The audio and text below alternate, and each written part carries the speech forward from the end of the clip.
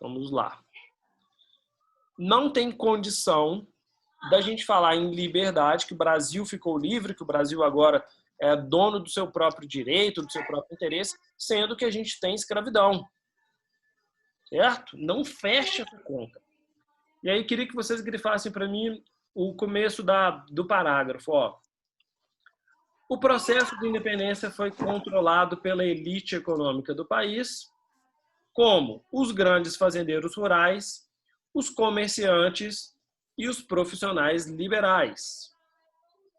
Esses grupos, continuam grifando, descendentes dos europeus, não queriam grandes mudanças sociais no país.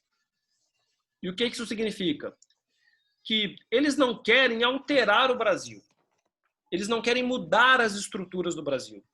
Eles querem que o Brasil continue sendo um país escravista, que o Brasil continue sendo um país agrário, que o Brasil continue sendo um país somente da população rica, e não querem trazer liberdade para todo mundo, não quer trazer direitos para todo mundo, querem só para eles. Beleza?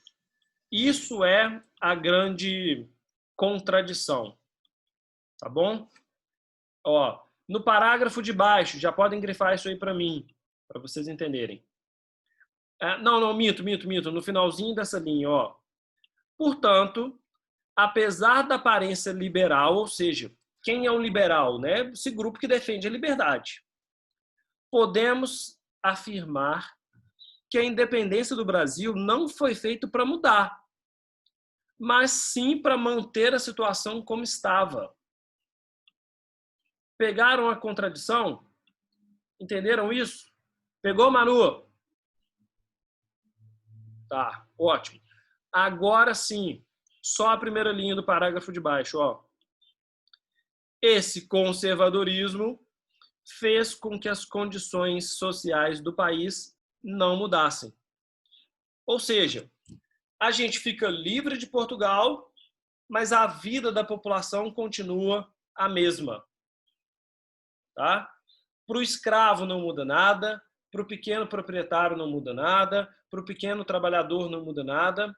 Só interessa o grupo de pessoas mais ricas.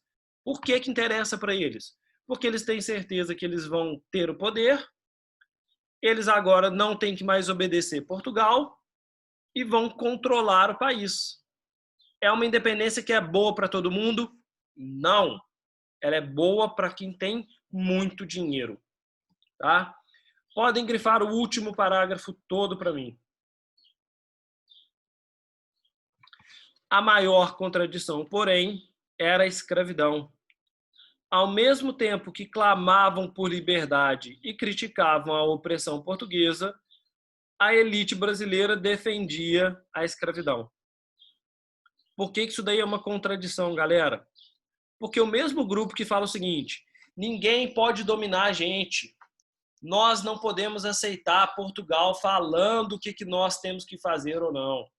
A gente tem que ser livre para escolher o nosso caminho. Ninguém pode ditar o que a gente tem que fazer. Ninguém pode proibir a gente de fazer algo. Aí esse mesmo grupo que fala isso, olha para o escravo e fala o seguinte: ó, você tem que ser meu escravo, você é minha propriedade, você está proibido de falar, você não pode fazer nada, eu dou ordens em você e eu mando na sua vida. Concordam que a conta não fecha? Pegaram isso? Tranquilos? Então, ótimo. Esse é o grande problema da nossa independência. Ô, Pedro, fala de novo porque cortou. Vou repetir. Ó, opa, peraí. Os grupos que desejavam a liberdade, certo? Os grupos que falavam em nome da liberdade não davam liberdade para as outras pessoas. Sacou? Ok. É isso. Passem a página para mim, ó, já vou deixar a atividade número 1 de tarefa, beleza? Certo? Virem a página para mim, por favor. Porque agora é onde o negócio começa a virar treta. Primeira pergunta que eu tenho para fazer para vocês, moçada. Vocês sabem me dizer o que é uma Constituição? Alguém faz ideia? O quê? O que Passou, que é minha uma, internet tá uma merda. o que é uma Constituição? Alguém chuta? Mas a federal? Pode ser. O que significa isso, Stefano? O que é uma Constituição Federal? Nossa, eu só sei a palavra, acho que não sei o significado, não. Tá. Vocês já ouviram falar nisso? Vocês já ouviram falar pelo menos na palavra? Manu, já ouviu falar, não já? Ana Vitória, já ouviu falar? Deixa eu ver. Laine. Rafa, sabe o que é? É lei, não é? Isso, é lei. Ô, galera, presta atenção. Prestem atenção nisso. Já rabisquei aí do lado do quadro, beleza? Vocês vão escrever aí para mim, ó. Vou até colocar no bate-papo, tá? Vocês vão escrever na lateral para mim. Constituição. Constituição. Espera, deixa eu só aceitar. Constituição são as regras. São as regras escritas que valem para toda a população.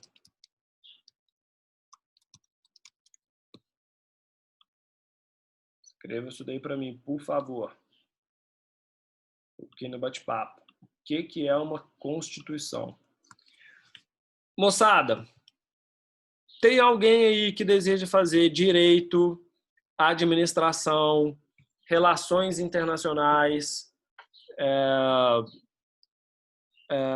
deixa eu ver o que mais que mexe com lei, economia. Todos esses cursos que trabalham com lei precisam da Constituição. E o que é uma Constituição, velho? É a regra do país. Simples. Sacaram? Todas as regras do país. E o que isso significa, velho? Moçada, que tudo, ó, quanto de imposto a gente paga, se a gente pode furar ou não furar um sinal vermelho no trânsito, o que acontece se a gente colocar fogo no lote, qual é o crime, né? Como é que a gente é punido se a gente matar alguém. Tudo isso tem que estar escrito. Tudo isso são as nossas leis. Tudo que fala o que a gente tem que fazer, o que não tem que fazer, são as leis do Brasil. É a nossa Constituição. Certo? Na Constituição, presta atenção, tem que estar escrito o que é o nosso direito e o que é a nossa obrigação. Sacou? Por exemplo, direito. Todo mundo tem direito à educação, todo mundo tem direito à vacina, todo mundo tem direito à segurança. Seu dever, você tem que pagar os seus impostos, você tem que respeitar o seu vizinho, você tem que votar todo ano, né? Votar em toda eleição. Isso são os seus direitos e os seus deveres. E a partir de agora, o Brasil vai precisar escrever uma lei. Sacou? A gente não tinha, velho. Quem é que fazia as leis que valiam no Brasil antes da independência? Quem é que falava o que a gente podia ou não podia fazer? Os reis. Os reis da onde? De Portugal. Agora, presta atenção. Agora que nós ficamos livres deles, ô Ketlin, ficamos independentes de Portugal, certo? Separamos dele. Agora é o Brasil que vai se organizar. Quem é que tem que fazer as leis que vão valer no Brasil? É o rei de Portugal? Não, velho. Quem é que vai fazer as novas leis do Brasil? É o povo brasileiro. Sacaram? Mas aí que tá o problema, meus queridos. É aí que o bicho pega. Porque vocês acham que todo mundo vai poder falar quais leis eles querem? Um escravo que está no Brasil vai poder falar o que ele quer? Um pequeno produtor rural, né? O cara que tem uma rocinha, ele vai poder falar qual regra é boa para ele? Não. Qual é o grupo que vai escrever quais são as regras que valem no Brasil? A elite econômica. Aí eu já pergunto para vocês o seguinte, Manu, a regra do Brasil vai ser uma regra boa ou ruim para quem tem muito dinheiro? Boa. Boa. Boa. Para quem tem pouco dinheiro, Stephanie, Rafa, para quem tem pouco dinheiro e é pobre, é uma regra boa ou uma regra ruim?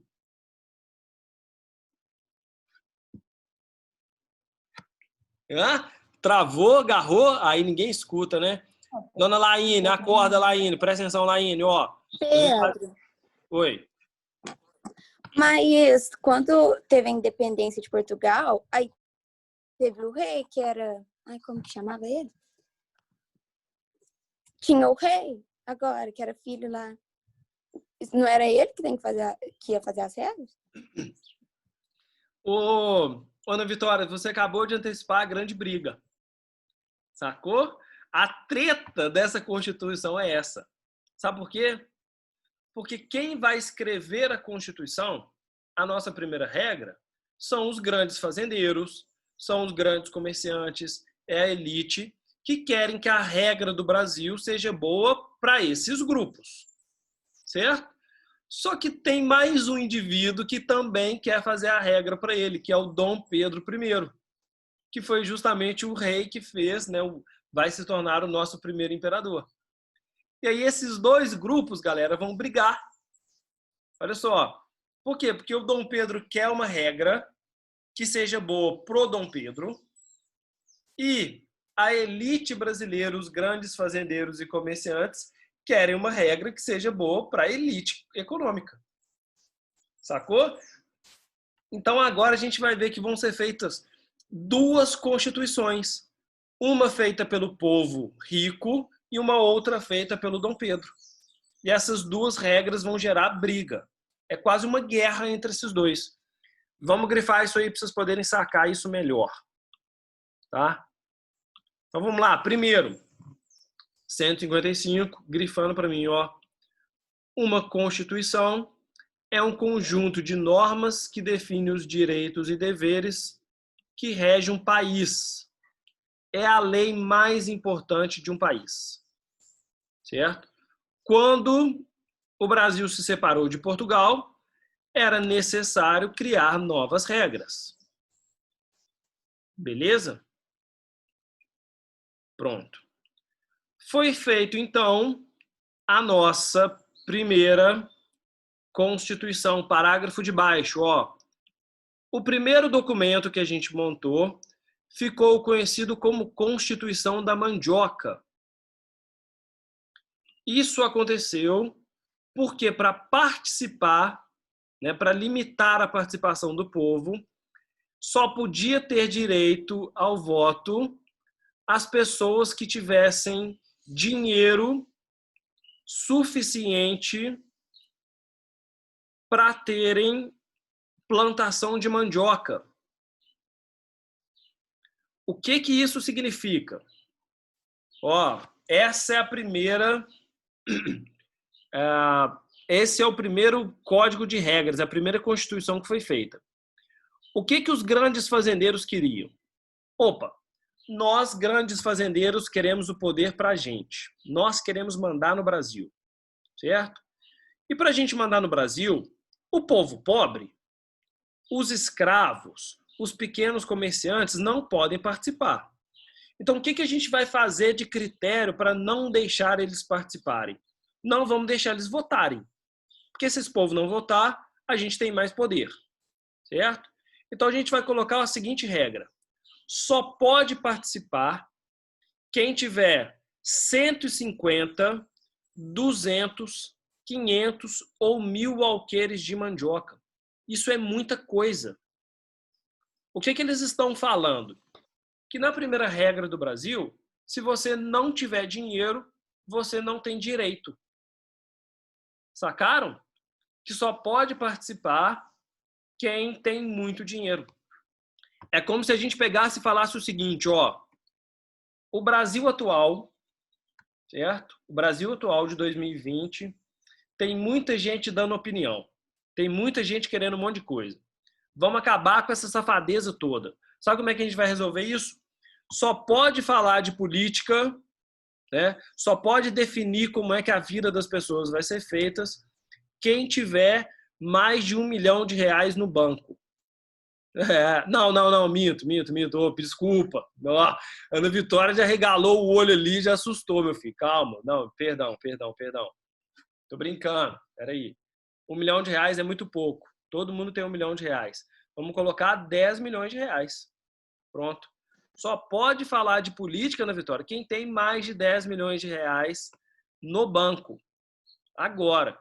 Pedro, Oi. só uma pergunta, que você falou que vai ter uma confusão sobre a constituição do rei e da elite. Sim. Só que o rei, eu estava pensando, o rei ele é europeu. Sim. E na Europa, a constituição tanto puxa para o lado do rei quanto dos nobres, Sim. que são a elite. Sim. Então, por que ele não usou o modo europeu?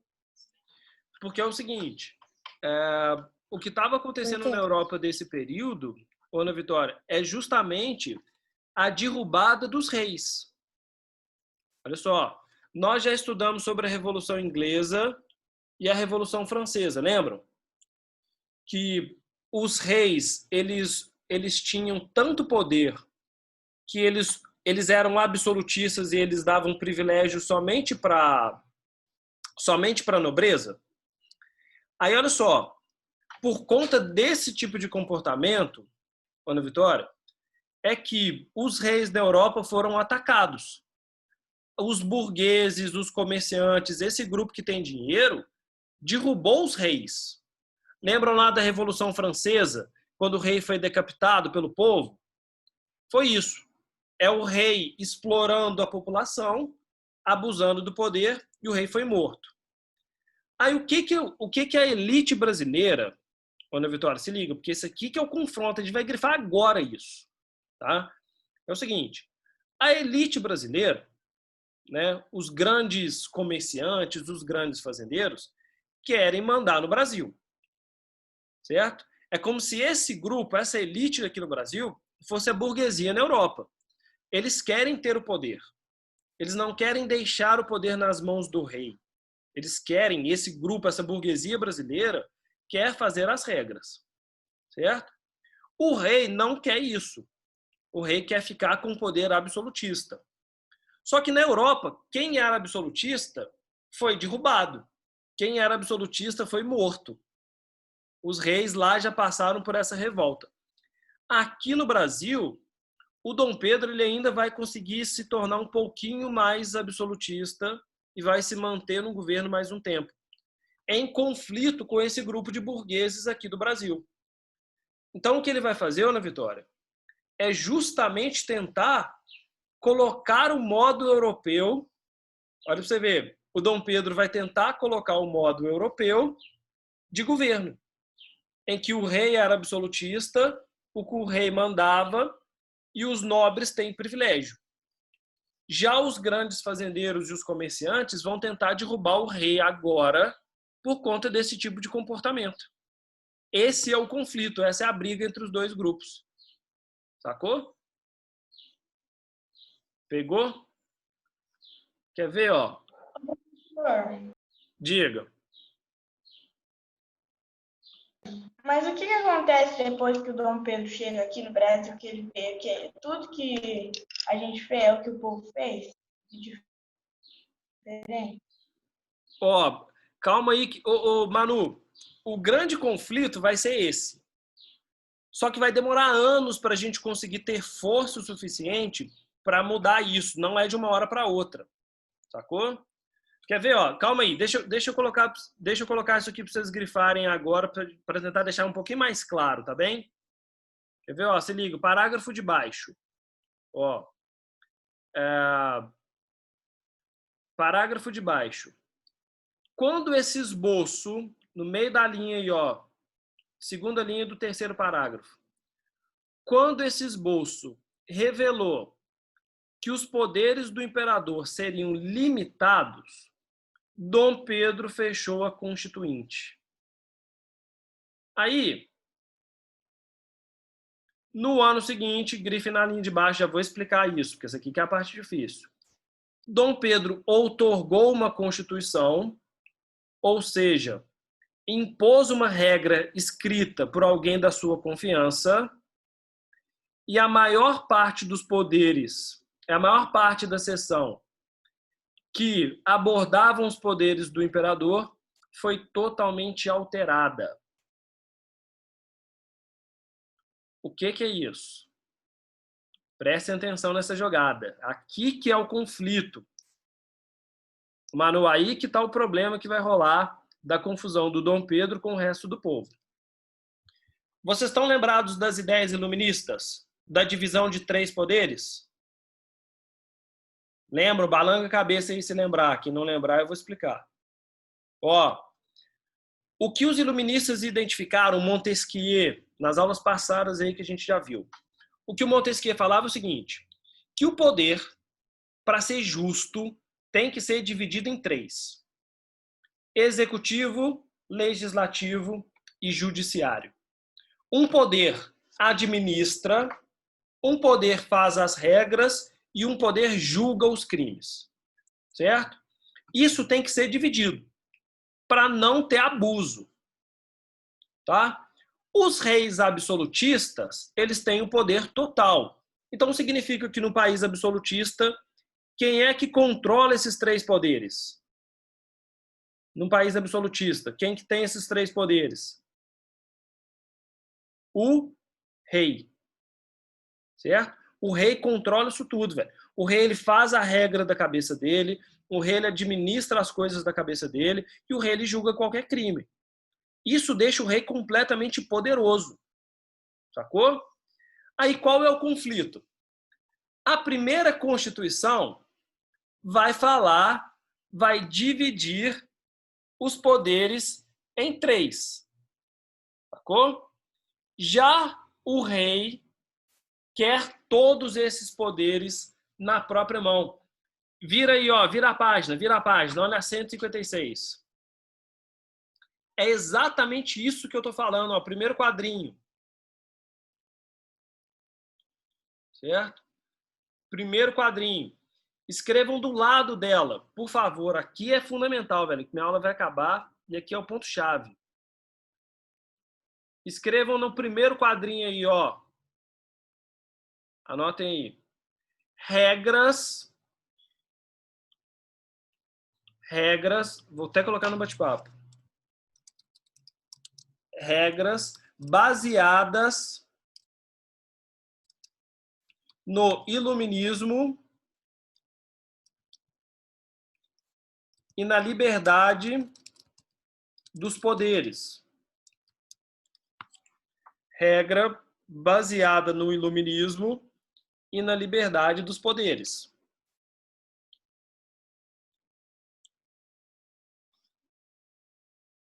Esse primeiro quadrinho, galera, ó, esse primeiro quadrinho representa a nossa primeira Constituição, a Constituição da Mandioca. Não valeu. É isso que eu queria que vocês entendessem agora.